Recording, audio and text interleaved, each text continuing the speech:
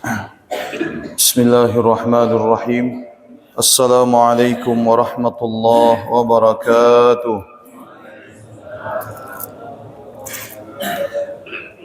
نويت التعلم والتعليم والإفادة والاستفادة والتذكر والتذكير والنفع والانتفاع والحث على التمسك بكتاب الله وسنة رسول الله الدلالة على الهدى والدعاء على الخير. اللهم صل على سيدنا محمد الفاتح لما أغلق والخاتم لما سبق ناصر الحق بالحق الهادي إلى صراطك المستقيم وعلى آله وصحبه حق قدره ومقداره العظيم. سبحانك لا علم لنا إلا ما علمتنا إنك أنت العليم الحكيم. رب اشرح لي صدري ويسر لي أمري واحلل عقدة من لساني يفقهوا قولي. وصلى الله على سيدنا محمد وعلى آله وصحبه وسلم والحمد لله رب العالمين. الحمد لله رب العالمين وبه نستعين على أمور الدنيا والدين. والصلاة والسلام على أشرف الأنبياء والمرسلين سيدنا محمد وعلى آله وصحبه أجمعين. قال المصنف رحمه الله ونفعنا وبعلومه في الدارين الأنقال. الحديث الرابع عشر حديث yang ke-14. Mata yahdiru damal muslim, yaitu hadis yang memberikan pelajaran kepada kita kapan darah seseorang muslim itu boleh ditumpahkan. Ya, kapan darah seorang muslim itu boleh ditumpahkan. Aliasnya di sini dia itu mendapatkan hukuman. Dia itu mendapatkan hukuman. Maka ada beberapa sebab di sini yang mana seorang muslim itu harus menanggung risiko atas perbuatannya, ya, dan risikonya itu cukup berat sampai dia itu harus dihukum mati. Alias dihukum mati. An Ibnu Mas'ud radhiyallahu taala anhu qala Rasulullah sallallahu alaihi wasallam la yahillu damu imra'in muslim illa bi ihda thalath الثيب الزاني والنفس بالنفس والتارك لدينه المفارق للجماعة رواه البخاري ومسلم. Dari sahabat Ibnu Mas'ud, Abdullah bin Mas'ud radhiyallahu an, yang sudah kita ketahui bersama bagaimana biografinya.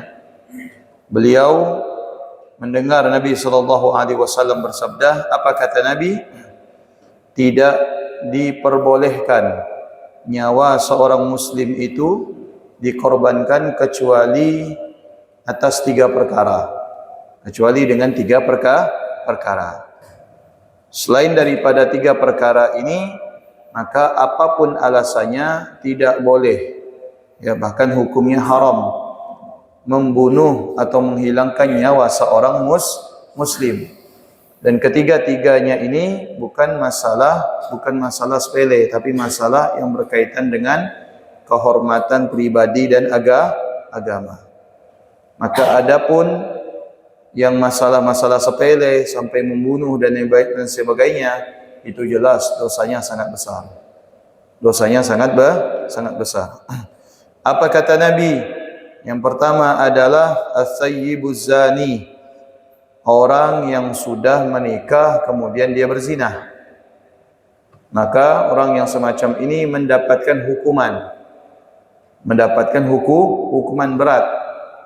Ya, hukuman beratnya itu sampai dia itu mati. Nanti dijelaskan bagaimana detailnya. Wan nafsu bin nafsi, dan orang yang membunuh jiwa orang lain tanpa alasan yang dibenarkan oleh agama. Jadi ada orang bunuh, maka hukumannya dia harus dibunuh.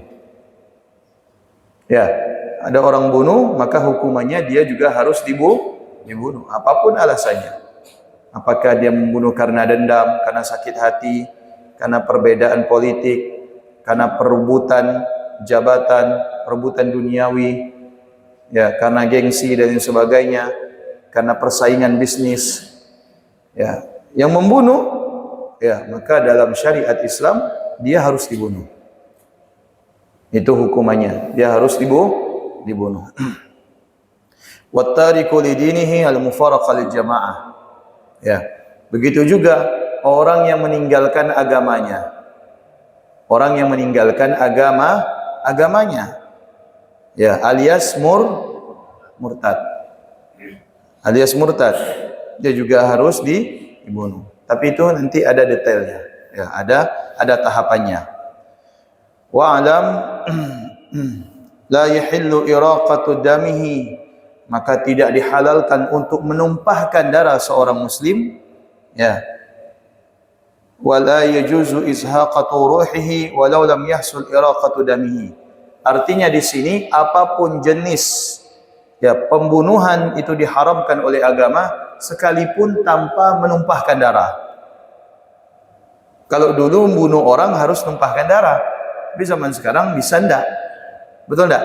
Diracun. Ya kan? Diracun. Dipukul bagian yang tidak mengeluarkan darah, kemudian pingsan, meninggal. Ya. Nah, sama kata Imam Dimyati, sama. Walau lam yahsul iraqatu damihi la yajuzu izhaqatu ruhihi. Kalau dia tidak bisa menumpahkan darahnya, apapun alasannya, ya, dengan tujuan untuk mengeluarkan roh daripada tubuhnya alias mematikan, maka itu hukumnya haram. Ya. Kama law khanaqahu aw sammahu, sebagaimana orang yang meracun, orang yang memberikan racun. Tadi malam baca berita saya, Allah teganya, seorang anak meracuni orang tua dan saudara kandungnya. Ya Allah.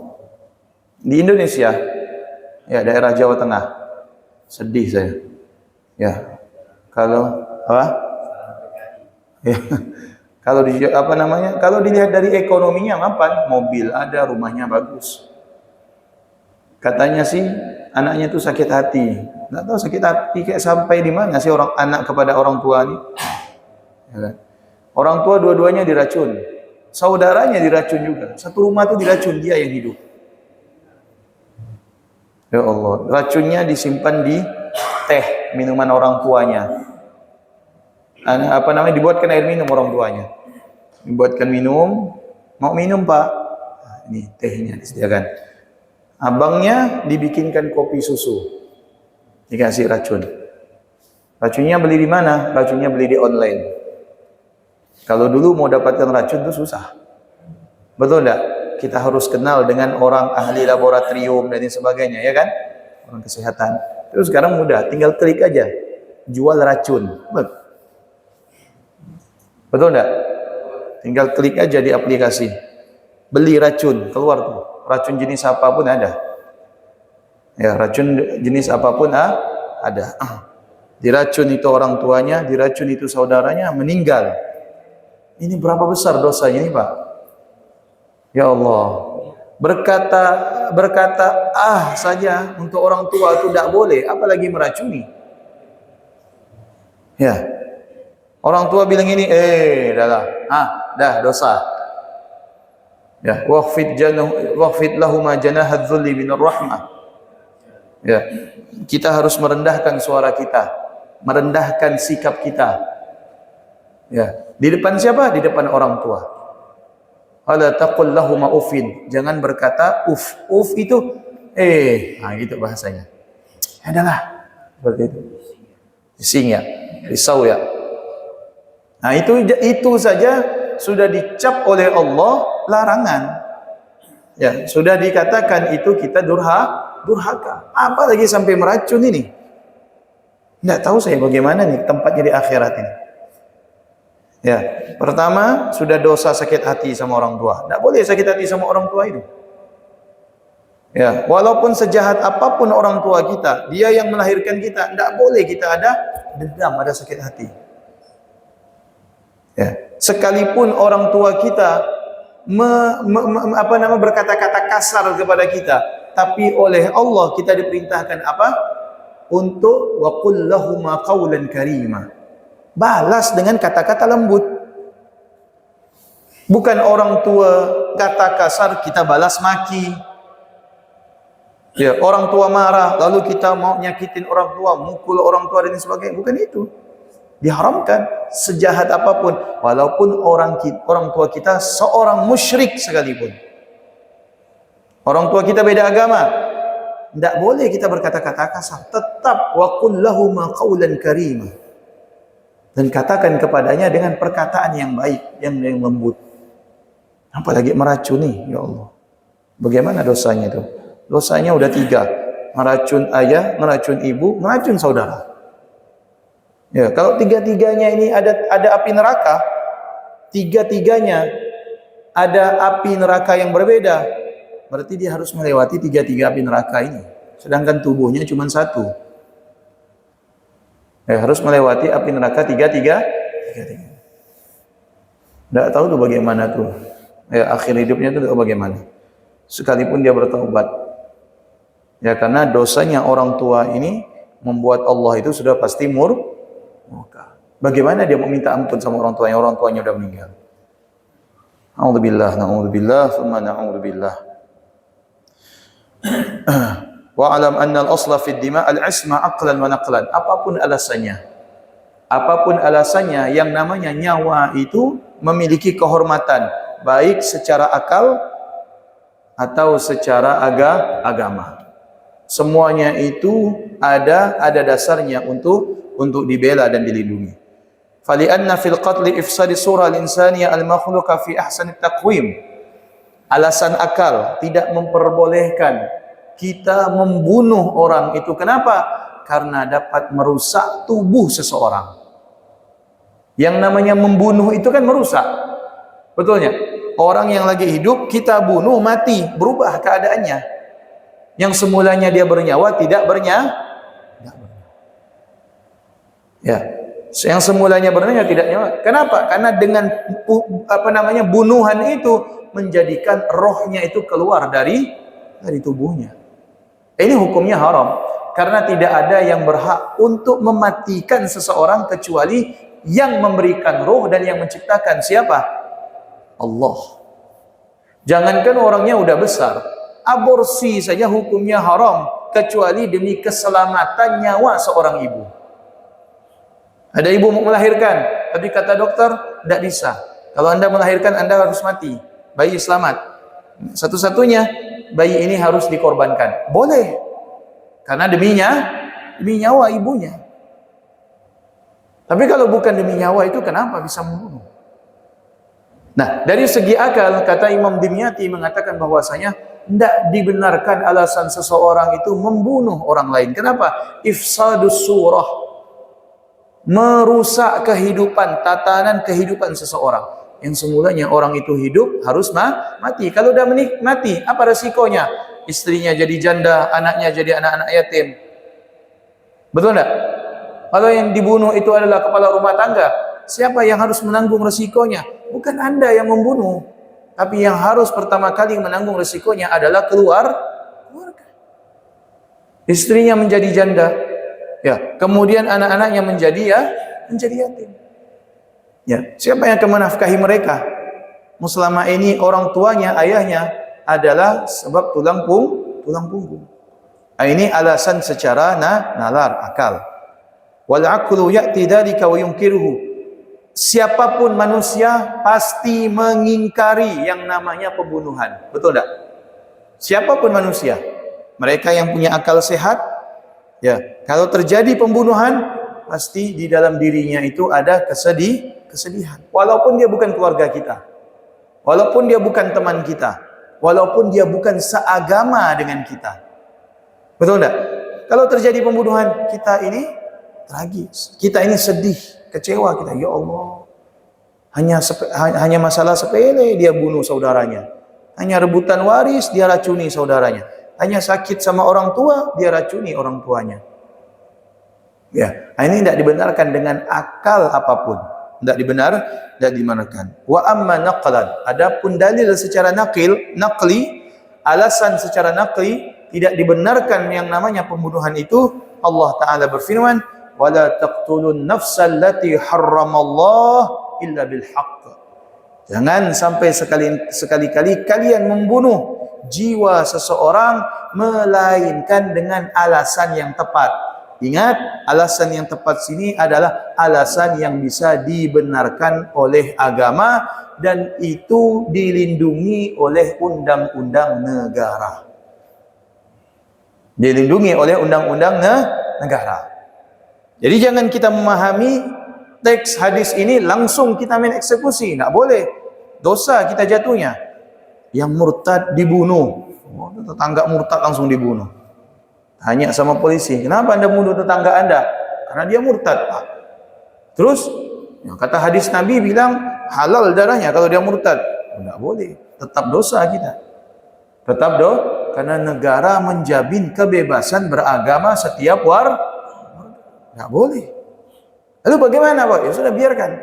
Dia dengan kemurtadannya dia akan bertanggung di hadapan Allah, akan bertanggung jawab di hadapan Allah. Enggak boleh kita main eksekusi. Sudah? Dan ketiga hukum ini semuanya punya aturan. Penerapannya ada aturan. Penerapannya ada aturan. Nanti dijelaskan yang di akhir.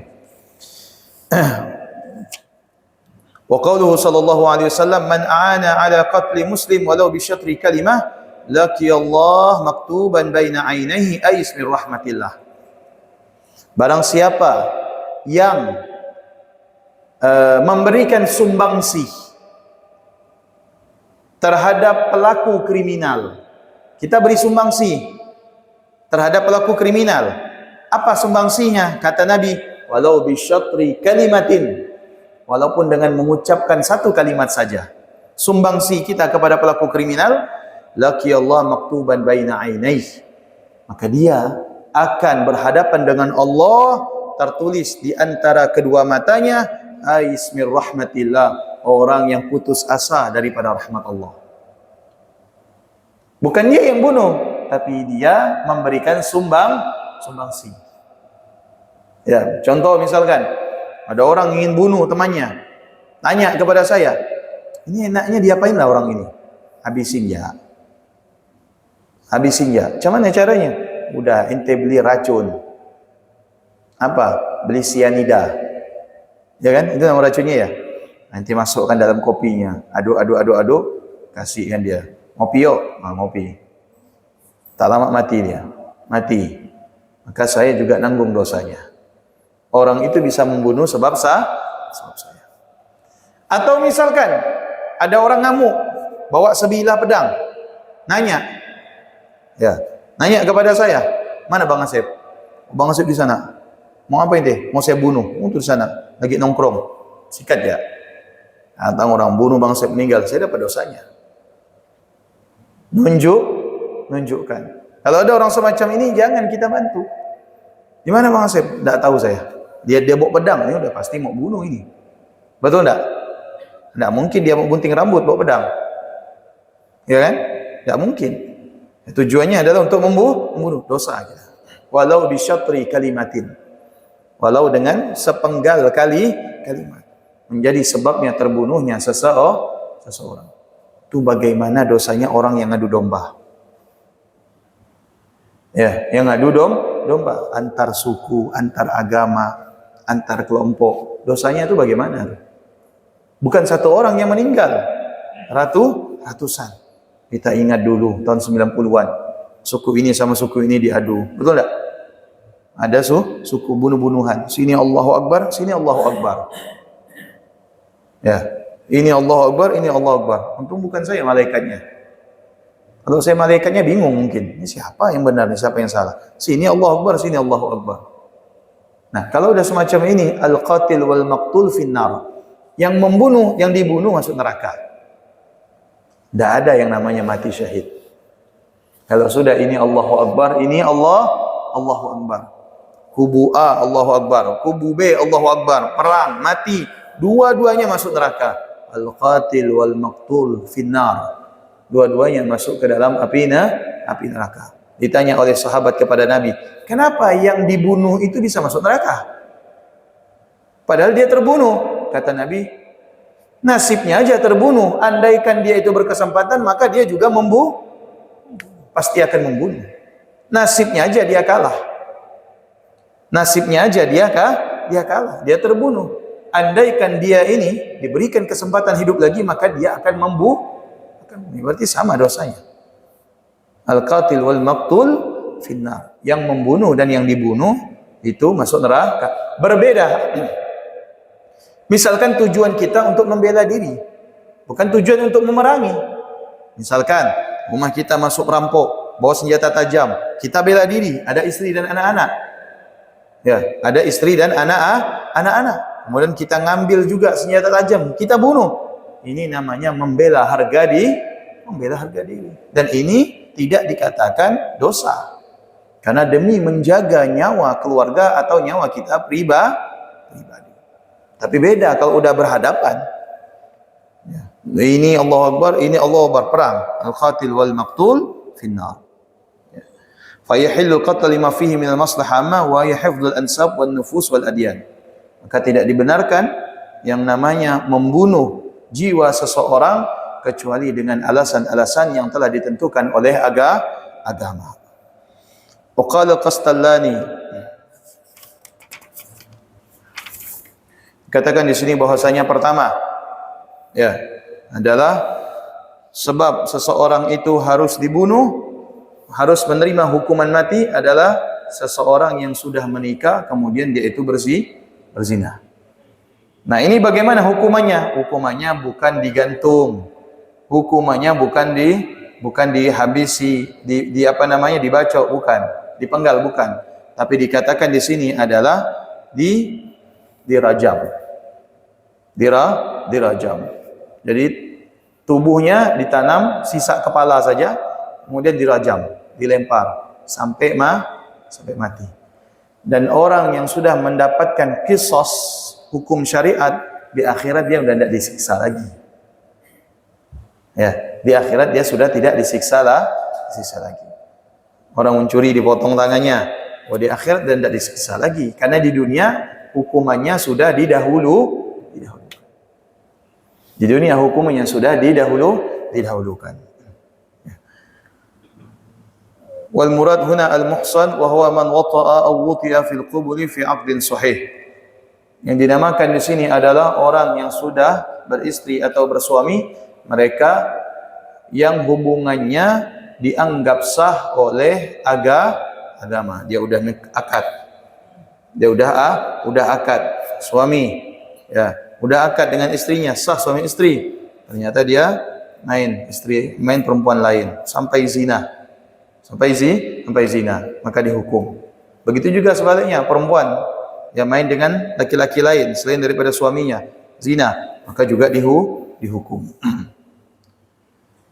Makanya kita punya guru itu menganjurkan kalau ada anak bayi, kita punya keponakan, kita punya cucu, kita punya anak, itu setiap hari, terutama di pagi hari, dianjurkan membaca surah Al-Qadar sebanyak 3 kali sambil ditekan dadanya. Tekan-tekan gini. Bismillahirrahmanirrahim. Inna anzalnahu fi lailatul qadar. Wa ma adraka ma lailatul qadar. Lailatul qadri khairum min alfi syahr. 3 kali dibaca surah itu. Supaya apa, Ustaz? Supaya ketemu Lailatul Qadar? Bukan. Supaya selamat anak ini daripada zina. Itu amalan dari guru-guru kita, dari aslaf. Ya, dari aslaf kita yang ba'alawi. Habaib seperti itu.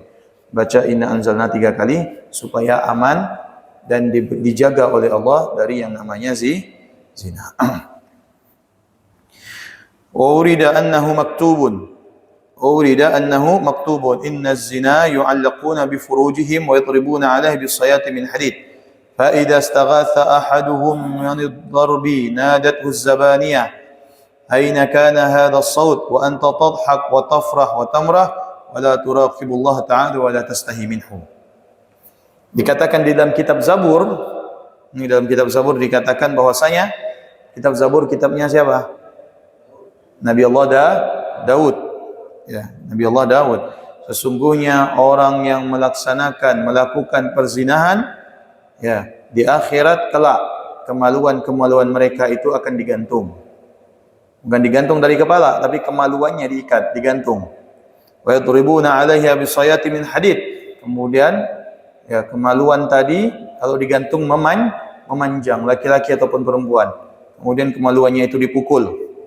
Maka tak kala dipukul kemaluannya oleh siapa? Malaikat Zabaniyah.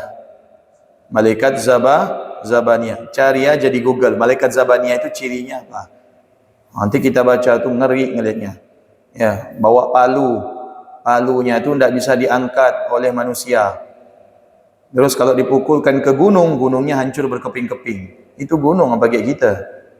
Bukan hancur lagi, berdagai kita dibuatnya. Ya. Nah, sambil teriak ini yang dipukul. Pukul. Wah, ampun. Wah, ampun, maaf. Taubat. Ampunkan saya ya Allah. Saya khilaf begini. Apa kata malaikat? Loh, kenapa ente teriak? Aina saut wa anta tadhak wa tafrah. Kenapa tidak tertawa? Kenapa tidak senyum-senyum? Kata malaikat Zabaniyah, sebagaimana engkau melakukan itu di dunia. Ya. Ketika engkau melakukan itu di dunia dengan perasaan senang, dengan perasaan gembira, bahkan ada orang yang ijhar, mempopulerkan, menampakkan, ya, menyebarkan kalau dia itu sudah zina. Betul enggak? Ada enggak zaman sekarang? Banyak. Pamer dia. Pamer. Bangga dia. Bangga bawa pasangan yang tidak halal itu bangga. Ditunjukkan dan sebagainya. Dilambonglah sama kawannya. Senyum-senyum. Ente ini luar biasa. Kemarin hari Senin bawanya A. Ini hari Kamis bawanya B. Udah kayak sepatu gonta-ganti. Bangga dia. Bangga. Semacam ini kata malaikat ketika dipukul. Kenapa ente menangis? Kenapa ente teriak minta ampun? Kenapa ente minta tolong? Bukankah di dunia ketika ente melakukan perbuatan yang keji ini dalam keadaan tertawa. Ya.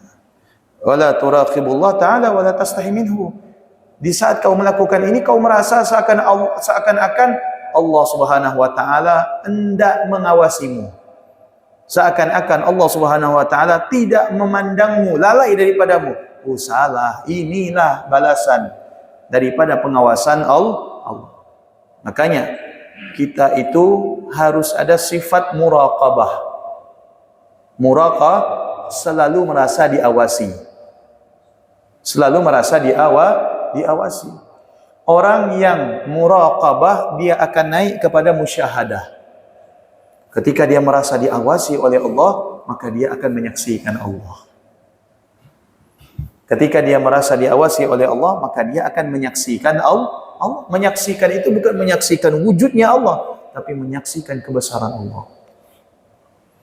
Sampai di sini merasa takut, berarti dia musyahadah kepada Allah, dia menyaksikan Allah. Tidak ada orang sama sekali. Saya saja sendiri. Saya melakukan apapun bisa, tapi takut. Takutnya kepada siapa? Takutnya kepada jabatan, bukan. Takutnya kepada atasan, bukan. Takutnya kepada keluarga, bukan. Takutnya kepada Allah. Musyahadah. Berarti dia sudah menyaksikan Allah. Dia sudah menyaksikan Allah di dunia sebelum akhirat. Karena dia menyaksikan kebesaran Allah. Karena dia menyaksikan bagaimana pengawasan Allah. Makanya, kenapa kita itu harus takut kepada Allah? Salah satu manfaat kita ibadah itu supaya tertanam di dalam diri kita itu rasa takut kepada Allah. Salah satu manfaat. Karena manusia kalau takut kepada Allah itu semakin dekat. Semakin dekat dengan Allah. Berbeda kalau kita takut dengan manusia, tambah jauh. Betul enggak? Enggak mau kita berhadapan, takut. Takut kenapa? Takut kena marah. Takut kenapa? Takut kena singgung. Takut kenapa? Takut kena pecat. Takut kenapa? Belum bayar hutang. Takut kita kepada manusia, kita tidak mau dekat dengan manusia itu. Betul tidak? Risih kita. Risih. Tapi orang yang takut kepada Allah bukan bertambah jauh, tapi dia bertambah dekat. Tambah dekat dia dengan Allah. Semakin takut, semakin dekat. Semakin takut, semakin dekat. Ketika semakin takut, maka dia musyahadah. Dia seakan-akan menyaksikan Allah Subhanahu wa ta'ala. Kemudian dikatakan dalam sebuah hadis, "Ihdaruz zina fa innaha fihi sitta khisalin thalathatun fid dunya wa thalathatun fil akhirah. Hindari yang namanya perbuatan zina, karena sesungguhnya dia akan mengakibatkan 3 di dunia dan 3 di akhirat. Dia akan mengakibatkan 3 resiko di dunia dan 3 resiko di akhirat. Di antaranya yudhib al-baha min wajhi.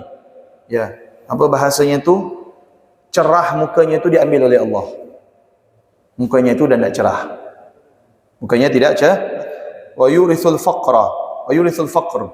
Dan kemudian Allah Subhanahu wa taala akan memberikan rasa fakir kepada dirinya. Fakir di sini jangan kita artikan fakir harta ya. Bisa jadi fakir kepercayaan diri, fakir iman, fakir takwa, fakir ibadah dan yang sebagainya. Wa thalathatun fil akhirah, dan ya begitu juga wa yanqusur rizqi wal umur. Oleh Allah Subhanahu wa taala rezekinya yang semulanya oleh Allah akan ditambah dikurangi. Kemudian umurnya yang semulanya ditambah oleh Allah dikurangi. Umurnya pendek. Wa amalati fil akhirah fayanzurullah taala ilaihi bi'ainil ghadab. Adapun di akhirah maka dia akan bertemu dengan Allah dalam keadaan Allah itu murka.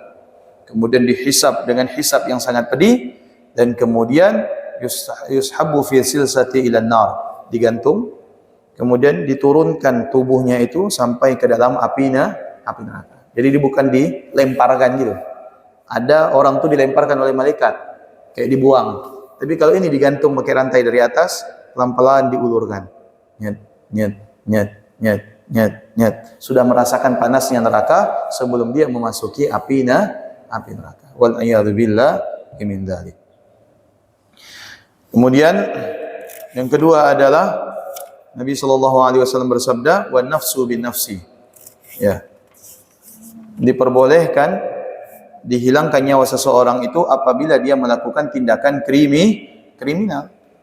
Ya, apabila dia melakukan tindakan kriminal, di saat dia menghabisi nyawa seseorang, maka dia juga dihabisi oleh syariat. Tapi dengan syarat. Yang pertama, yang melakukan kriminal itu mereka adalah orang yang berakal. Berarti kalau tidak berakal, dia tidak kena kisos.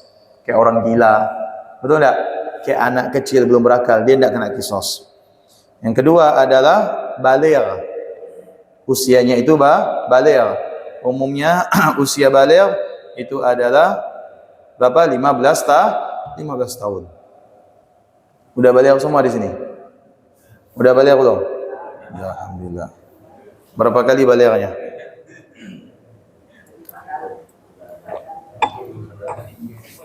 Alla yakuna aslan lil maqtul, maka dia tidak boleh menjadi sebab terbunuhnya seseorang. Ini yang dikatakan di dalam hadis, keterangan yang bahwasanya ya yang berhak untuk menerapkan hukum ini adalah pemerintah. Yang berhak menerapkan hukum ini adalah pemerintah. Nah, Pak Ustaz, kenapa pemerintah? Iya, karena mudarat, mafsadat dan maslahah itu bisa timbul kalau ini diperbolehkan untuk eksekusinya di luar daripada pemerintah. Bayangkan Pak, andaikan misalkan ini diperbolehkan semua orang untuk membunuh orang lain dengan 3 alasan ini, tiap hari kita dengar berita pembunuhan, betul tak? Kenapa dibunuh tetangga ente itu? Murtad dia. Kenapa ente bunuh saudara ente itu? Kejumpaan, check in di hotel, saya bunuh. Betul tak? Nah, kenapa ini dibunuh dan sebagainya? Karena dia membunuh, saya bunuh. Nah, maka alasan-alasan ini tidak boleh diterapkan untuk pribadi kita. Tapi yang berhak untuk mengeksekusi adalah pemerintah. Silakan pemerintah. Tapi Pak Ustaz, sama pemerintah pasti tidak dieksekusi. Udah. Kita sudah laporkan, tinggal tanggung jawab pemerintah di hadapan Allah. Selesai gitu saja. Bukan kita yang membalas. Ad-Dayyan. Siapa Ad-Dayyan? Bukan kita. Allah. Yang maha membalas segala macam bentuk, tindakan dan sebagainya, sekecil apapun sampai sebesar apapun adalah Allah. Bukan kita. Ada apa kita ingin membalas? Ada orang nyakiti kita, saya mau balas dendam. Tak boleh. Ada orang ngambil hak kita, kita balas dendam. Enggak boleh. Enggak boleh. Itu sudah merupakan ketentuan Allah. Balasannya kapan? Yaumul hisab, yaumul jaza. Kapan? Hari kiamat. Sampai dikatakan dalam suatu riwayat, seseorang tidak akan melewati kezaliman yang dia lakukan hingga Allah tuntaskan kezaliman itu di dunia, walaupun dengan satu kali tamparan. Contoh misalkan, ada orang nempeleng anak kita, pak. Kita nak balas, lihat orang ini besar badannya, ya, punya masa lagi. Nak lapor, nak bakal diproses. Tak sabar. Tamparan yang semacam ini oleh Allah akan dibalas di dunia sebelum jadi akhirat. Kalau dia tidak merasakan tamparan, anak cucunya yang akan ditampar oleh orang lain. Makanya perbuatan zalim apapun tidak akan lalai dari Allah, sekecil apapun. Akan dituntaskan oleh Allah di dunia sebelum di akhirat. Apa yang kita lakukan kepada orang lain? Ngata-ngatai. Ya, orang tidak bisa balas ngata-ngatai kita karena takut dan sebagainya. Anak kita, istri kita, keluarga kita akan dikatai oleh orang lain. Apa yang kita perlu lakukan? Ngambil hak orang lain. Ngambil hak orang lain. Diketahui ataupun tidak, dengan sengaja kita ambil. Padahal bukan haknya, bukan miliknya. Orang itu tidak bisa balas, tidak bisa mengambil kembali haknya.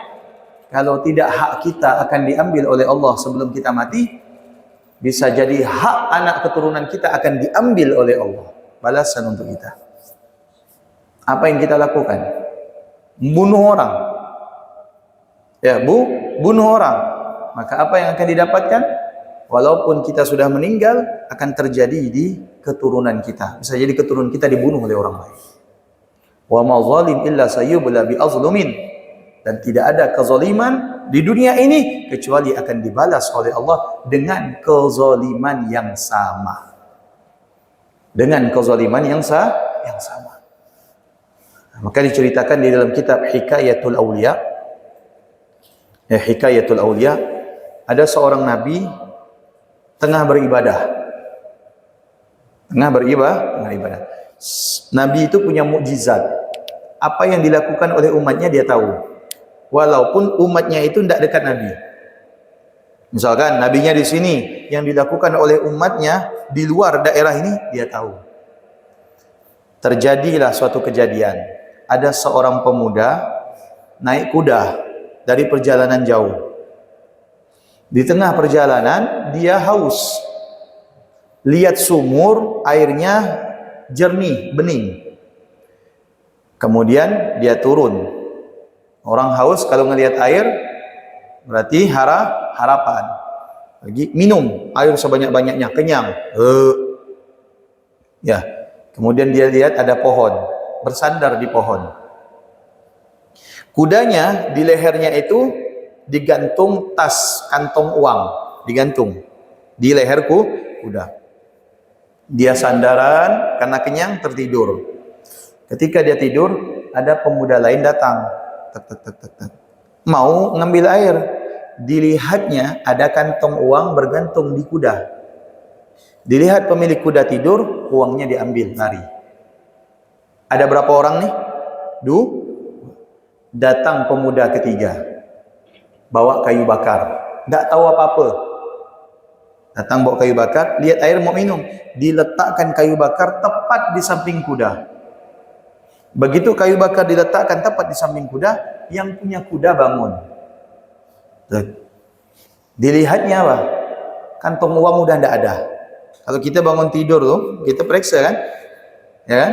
Sama pemuda itu, dia langsung periksa, matanya tertuju ke kuda. Dilihat di leher kuda kantong uangnya udah tidak ada. Siapa yang dituduh? Yang membawa kayu bakar. Jelas kayu bakar yang dituduh. Betul enggak? Itu udah pasti. Datang pemuda ini, bilang ke pemuda kayu bakar, mana kantong uang milikku? Kata pemuda yang bawa kayu bakar, tidak tahu, saya baru ya datang. Baru ya saya datang, udah awak tanya macam-macam dah. Tidak ada, saya tidak ada ngambilnya. Kata pemilik kantong uang, tidak. Pasti ente yang ngambil. Tidak ada orang di sini kecuali ente. kantong uang saya ini hilang di sini. Saya gantung di leher kuda.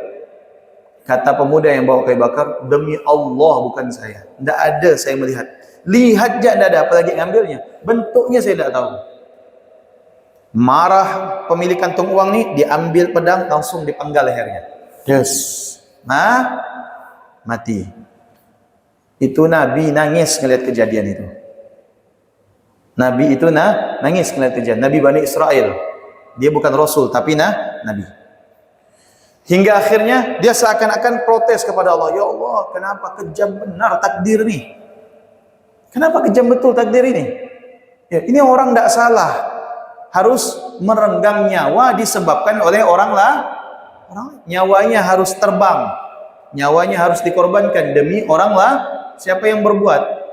Orang lain, tapi dia harus dibunuh. Dia yang harus dibunuh. Apa kata Allah? Wahai nabiku, jangan sibukkan urusan ibadahmu dengan ketetapan yang telah aku tetapkan. Artinya kata Allah, ente ibadah, sementara takdir biarkan berjalan, jangan diprotes. Karena bagaimanapun ketetapan itu tetap adalah keputusan Allah. Tidak usah protes, kata Allah. Ketahuilah, sesungguhnya apa yang terjadi itu akibat dosa yang dilakukan oleh orang tuanya. Kantong uang itu sebenarnya milik orang tua pemuda yang ambil kantong uang. Diambil uangnya oleh orang tua pemuda yang naik kuda. Betul tidak? Kantong uang tadi sebenarnya milik orang tua pemuda yang kedua yang ambil kantong uang. Itu miliknya sebenarnya, kata Allah. Diambil oleh orang tua pemuda yang pertama. Dia bukan curi, tapi dia mengambil kembali miliknya. Pemuda yang terbunuh, yang membawa kayu bakar, itu dia punya kakek membunuh kakeknya pemuda yang bawa kuda.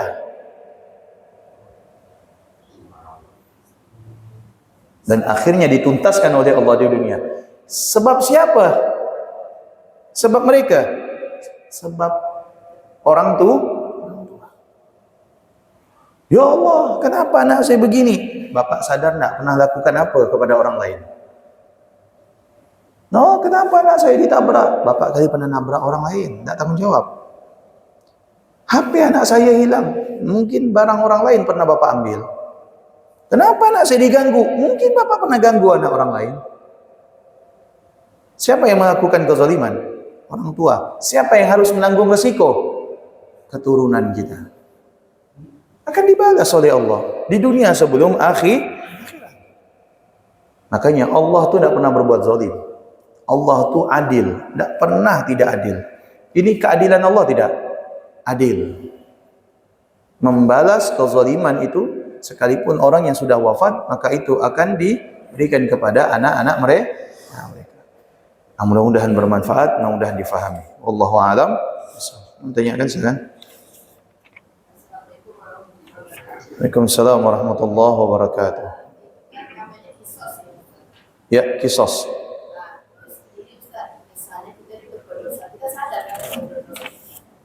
Terus kita tahu kata Rasulullah supaya dosa-dosa itu jangan sampai turun ke anak turunan kita gitu, Ustaz. Nah, itu gimana, Ustaz? Iya. Jangan sampailah cukuplah kita yang menanggung dosa kita. Iya. Begini, ada yang namanya dosa yang kita perbuat kepada Allah, ada yang namanya dosa yang kita perbuat kepada sesama manusia. Kalau kepada Allah cukup bertaubat. Fa innallaha ghafurur rahim. Karena Allah Maha mengampuni dan merahmati. Tapi kalau untuk urusan manusia tidak bisa dengan taubat. Harus mendapatkan ridho daripada orang lain. Kalau misalkan orang lain ini kita udah lupa Pak Ustaz siapa, maka kita minta kepada Allah agar Allah mengampuni orang tersebut. Yang kedua, kalau kita tahu orangnya udah meninggal bagaimana Pak Ustaz? Pertama, minta maaf kepada ahli warisnya kalau kita tahu. Yang kedua, kita bersedekah atas namanya. Kita bersedekah atasnya supaya orang yang pernah kita berbuat zalim itu mendapatkan pahala. Allahu a'lam. Assalamualaikum warahmatullahi wabarakatuh. Waalaikumsalam warahmatullahi wabarakatuh.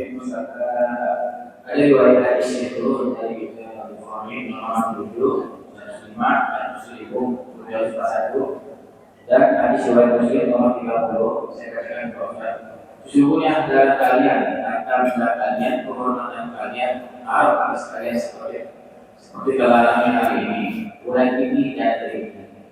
Yang kita dari ayat ke-6 ya, yang lihat ayat ke-6 dari sini itu yang boleh mengeluarkan eksekusi mati adalah imam kaum muslim, tidak bisa dilakukan dengan jalan serampangan oleh yang lain.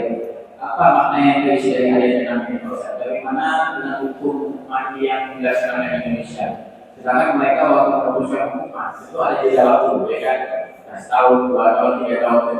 Jadi waktu itu bertobat itu masih ada. Seperti contoh bisa Jumaiyah yang Maiz. Apa? Jumaiyah yang Maiz, asal usul pembinaan, ya kan? Cinta pada agama itu dia dapat cinta itu sampai akhir, yaitu dirajam mati, ya kan? Terus yang kedua dari Nabi yang ditanya oleh yang mengajar itu apa pada ayatnya, ayat lagi, apakah pernah menyentuhnya, apakah pernah bersubuhan, pernah, ya kan? Lalu dia ayat itu mendatangi Rasul.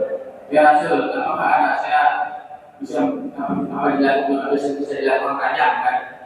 Oh, sesuai dengan hukum Islam, Nabi bilang silakan, laksanakan, yaitu dengan bagi Rasul silakan dirajam. Terus baca itu sendiri, ya kan? Dikejar sama yang merajam itu lalu dibunuh mati, ya kan? Nabi bilang kenapa kamu mengejar? Mungkin dia bisa bertobat, ada waktu untuk bertobat, kenapa kamu bertobat? Nah, ini perbandingan antara hukum yang di Indonesia itu bagaimana Pak? Ya kan, antara kita ada waktu, ya kan, mungkin bisa masih bertobat, ada kesempatan untuk bertobat. Bagaimana Pak dengan Pak? Yang kedua yaitu pertanyaan masalah zina, ya Pak.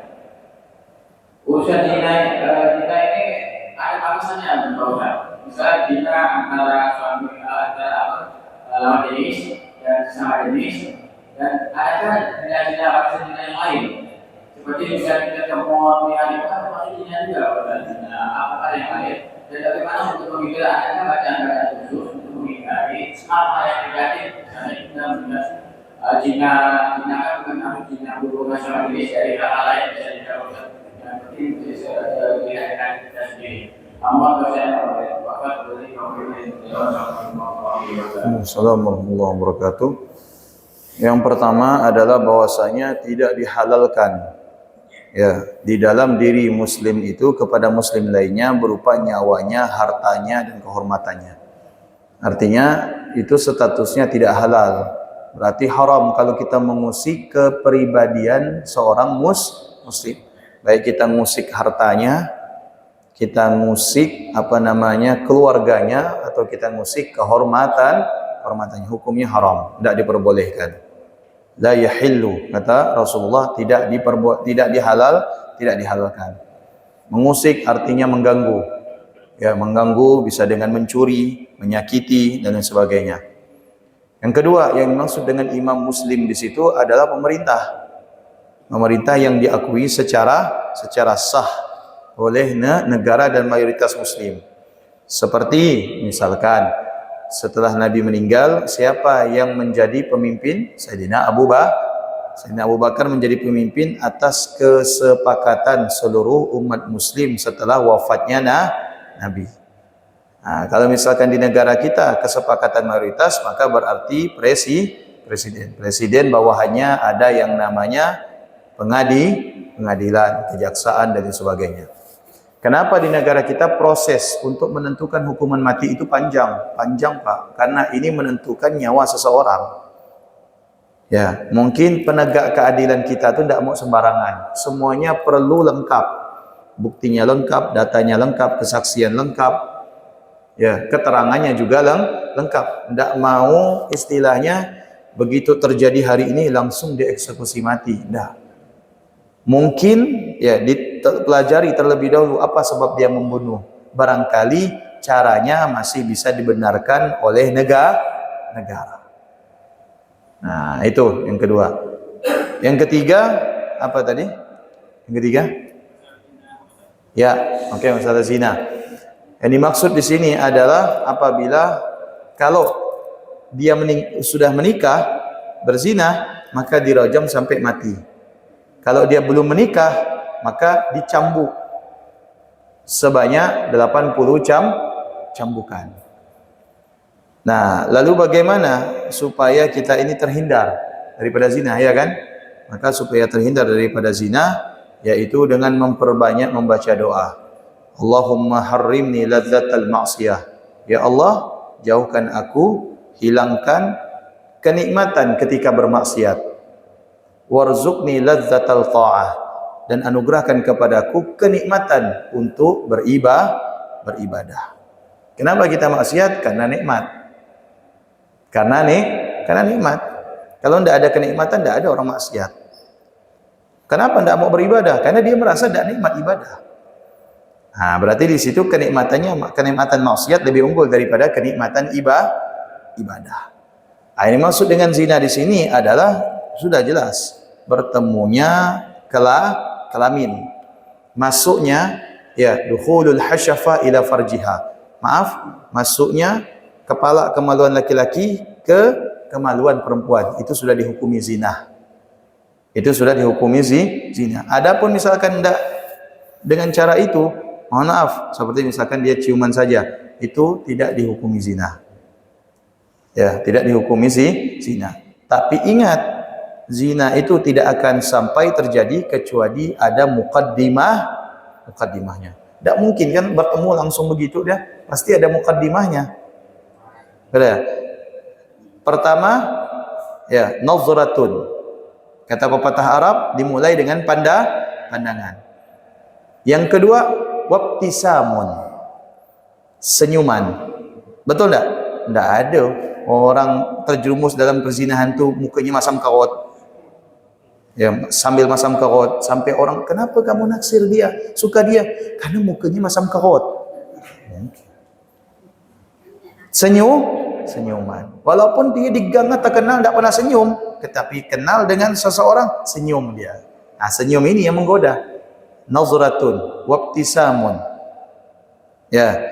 Setelah senyum ada yang namanya famau'idun. Janji lo. Betul tak? Atur janji. Faliqaun. Setelah janji adanya pertemuan. Setelah pertemuan terjadilah yang namanya fajtima'un, berkumpul.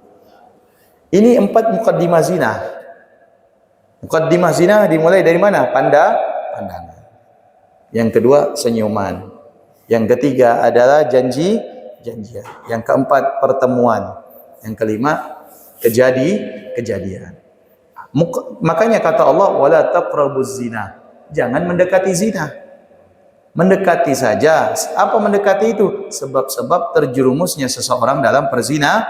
Seperti itu tadi 4. Itu kita jauhi. Insya Allah tidak terjerumus ke dalam perzinahan. Sudah saya? Ya. Assalamualaikum.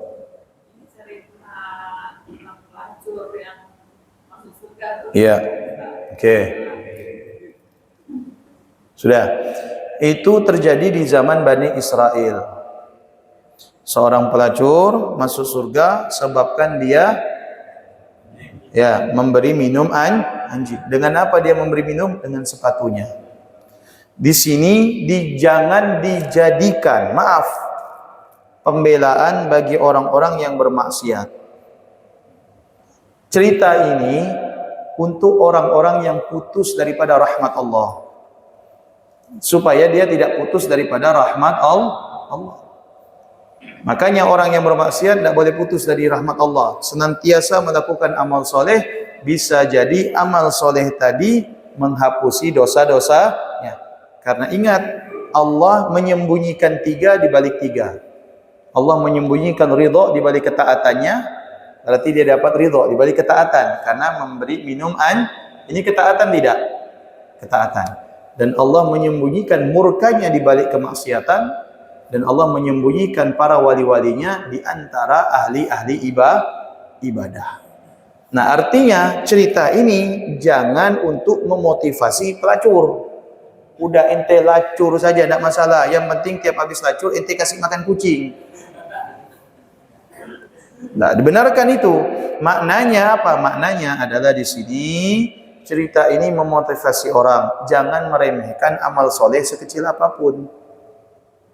Jangan meremehkan amal soleh sekecil apa? Karena bisa jadi di dalamnya terletak keridhaan Allah. Sebaliknya, jangan meremehkan amal buruk sekecil apapun. Karena bisa jadi di dalamnya letak murka Allah yang paling besar. Diceritakan oleh Imam Abdul Wahab Asy-Sya'rani, ada pemuda Bani Israel ya beribadah kepada Allah selama 70 tahun. Bertaubat. Dan dia bilang sama Allah, ya Allah, andaikan taubatku ini diterima, saya tidak akan makan enak, tidak makan enak, tidak akan minum enak, tidak akan istirahat kecuali saya beribadah. Taubatnya diterima oleh Allah dan dia beribadah sepanjang 70 tahun. 70 tahun ibadah. Kalau kita kan 69 tahun tak ada ibadah, 1 tahun baru ibadah. Ujungnya. Kalau ini 70 tahun. Meninggal, ternyata Nabi Bani Israel ada yang bermimpi. Di dalam kubur pemuda ini ditanya, ma fa'alallahu bika? Sekarang apa yang ente dapatkan dari Allah setelah ente ibadah 70 tahun? Apa katanya? Alhamdulillah, semua dosa saya diampunkan oleh Allah. Semua kesalahan saya dimaafkan oleh Allah. Kecuali satu. Tidak. Tapi ditanya sama Bani Israel, tapi sekarang ngapain tidak masuk ke dalam surga? Kenapa masih di sini? Dijawab sama pemuda ini, iya, saya ditangguhkan masuk ke dalam surga. Kenapa kata Nabi Bani Israel? Karena saya minjam tusuk gigi lupa saya balikkan. Minjam tusuk gigi tetangga saya lupa saya balikkan. Apa lagi minjam Tupperware? Apa lagi minjam tokol? Minjam cangkul? Ya, minjam duit, minjam rantam, tak balik-balik. Kemudian bilang dalam dirinya, dah mati ya, dah Tupperware dia 1 lemari. Satu ni tak dibalikkan pun tetap 1 lemari Tupperware. Ya menurut kita, yang punya sakit hati. Jangan meremehkan ya sekecil apapun itu perbuatan yang tidak bisa jadi di situ terletak murka Allah. Assalam. Masalah kalau untuk menjawab itu menjaga pandangan ada dan lain-lain. Ini kita kan di Indonesia Pak sudah terbiasa misalnya saya ketemu dengan Bapak misalnya Assalamualaikum. Assalam. Ya. Mungkin di antara kita ini sedang menjalani proses itu Pak. Karena kan kita datang ke masjid, Ya. karena ada perubahan. Di satu sisi kita juga nanti jauh dari tetangga gitu, maksudnya biasanya kita jalan-jalan seminggu kuliah, ternyata tidak. Itu pertanyaan saya. Sebenarnya ada dua, satu bisa dua. Oke. Kedua, sering kita mendengarkan ada kata-kata bahwa Allah Maha Tahu. Itu dalam keadaan apa kita harus menggunakan kata-kata itu kan? Bahkan Batman seperti itu ya. Sedikit-sedikit Allah Maha Tahu.